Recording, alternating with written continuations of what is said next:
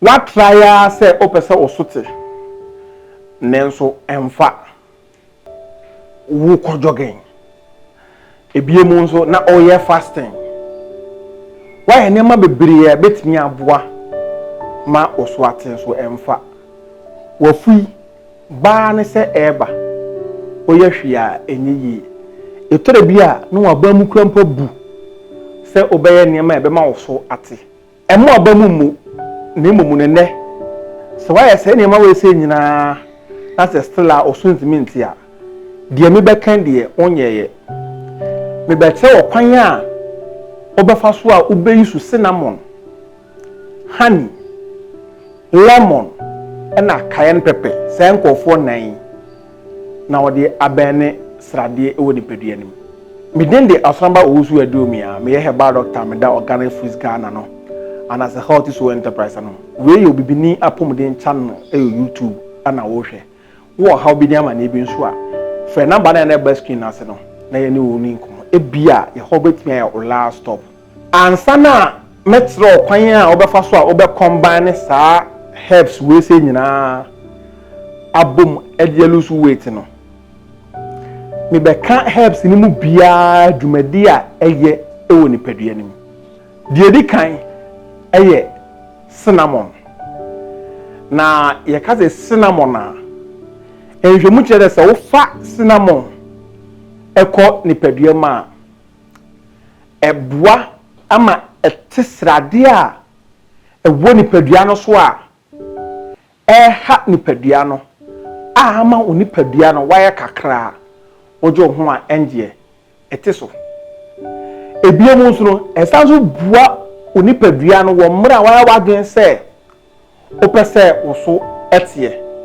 na eye blood glucose levels a ewo eni padua mu nyina nso no regulate no boko na aboa ma watimi elusu weight at the same time so aduane a wadi a entimi digest intentemu maona esto ni padua nim yafunim na dane sade no eboa ma sa aduane no e digest yie e ho ni padua no ena biemu nso no ye ba ewo esonso a ewo ya de bia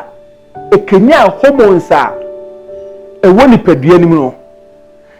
na ate eye wadidi so say obi odidi too much na ofa ewo a suppress your appetite na say ti wadidi so ene na eboa ma ulitimi elusu weight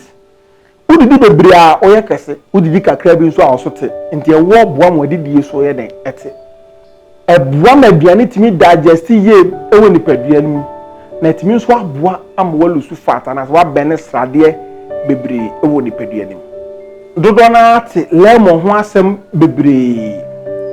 na lemon eboawo ema oso ete na esane se vitamin C ewo lemon munti no eboa ma aduane a wudi no so etimi ye den e digest ye ewo ni padua nim na me aduane ni etimi digest ye no so na eboawo ema oso nso ate na lemon ya de bia eboa ma otimi nso edonso yie na mra nipa odonso no na uyi efi ene srade ene ade ede efri onipadua nim ana biem nso eye kan pepper yedi twimoko yedi stimu nam de no aduane no kan pepper de yedi fra eno bebre ede sanyarwa hodo bebre na ebiem nso no eye no ho aduro bi a esan sa active compound a ewa kan pepper ma efro no capsaicin no wum no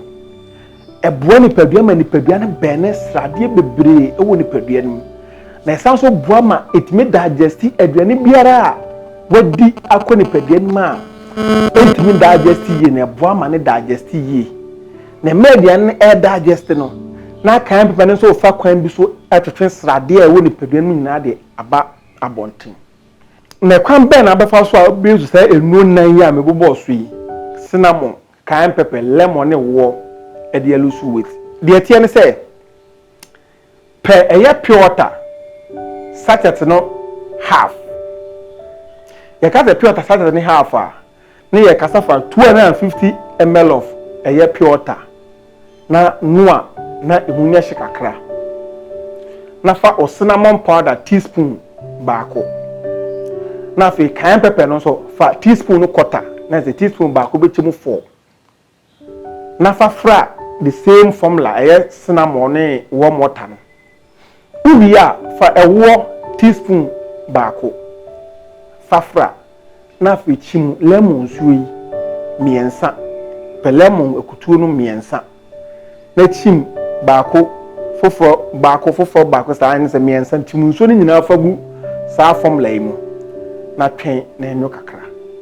na nom na nopa wo ulcer after meals ewia after meals enumre after meals ndi obayar bia nopa oye wia no wanom ewia baby no wanom ena enumre baby na wanom onoma ma 1 hour intervals embra emu na woye ne saa ebeboa ma esanse we nyina ye ndu a eboa ma olusu wetinti no woye ne saa we beboa emo abene srade ahodo bibre e de afiri nipadua ma won so oso ate se woni ulcer obetua fa no before or after meals make sure say you don hwe back ba bedam ansa na wadidi we na natural approach a obetimi dia bene srade e wo nipadua nim na ma oso ate a enfo ha no susuaso bia emro bi di Asonaba Owusu Aduomi me na me herbal doctor mo do organic foods Ghana no so ne di videos no a share your video we ema wunia na subscribe to your channel no anytime be backup mo do wasem no na won so nsa atimi aka bi me da wase so ha me de bia masma me kan ba hope se nipa o wi ase a so aduane esne befo na so hwe de yesu ya obenya che. Thanks so much for watching.